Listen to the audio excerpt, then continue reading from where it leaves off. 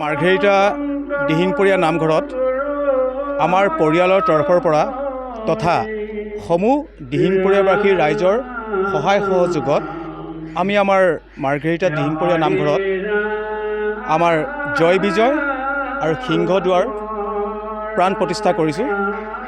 সমূহ মাৰ্ঘেৰিটাবাসী ৰাইজৰ আমাক সহায় সহযোগিতাৰ হাত আগবঢ়াইছে। লগতে আমাক দিহিঙপুৰীয়া ৰাইজে সহায় সহযোগিতা হাত বঢ়াই আজি এমাহ দিনৰ পৰা তেখেতসকল আমাৰ লগত থাকি আমাক বিভিন্ন ক্ষেত্ৰত সহায় সহযোগিতা আগবঢ়াইছে।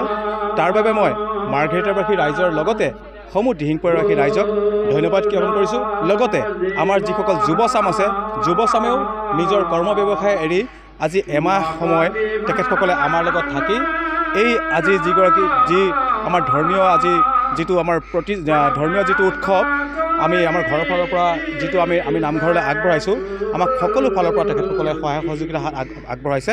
তাৰ বাবে আমি সকলোলৈ ধন্যবাদ জ্ঞাপন কৰিছোঁ আৰু আপোনালোকলৈও ধন্যবাদ জ্ঞাপন কৰিছোঁ। ধন্যবাদ।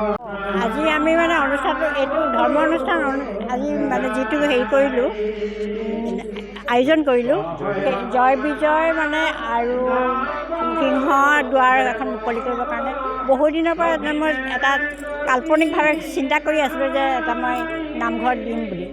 যে কি নহওক ভগৱানে এইটো মোক মিলালে। আজি 2025 চনত 6 চনৰ পৰা মই এনেকুৱা নামঘৰলৈ কিছুমান দান বঢ়াই থাকোঁ।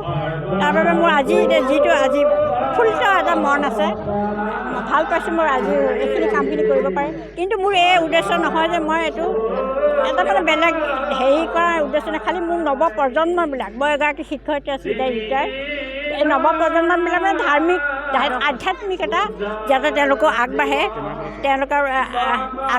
আধ্যাত্মিকত যে জ্ঞানটো তেওঁলোকে পাওক। খালি শাৰীৰিক মানসিক বৌদ্ধিক দিশে আগবাঢ়িলে নহ'ব, তাত আধ্যাত্মিকতা লাগিব। সেইকাৰণে আধ্যাত্মিকতা তেওঁলোকে এই আদৰ্শটো মোক ফ'ল' কৰে, সেই উদ্দেশ্যে মই আজি এই কামটো কৰি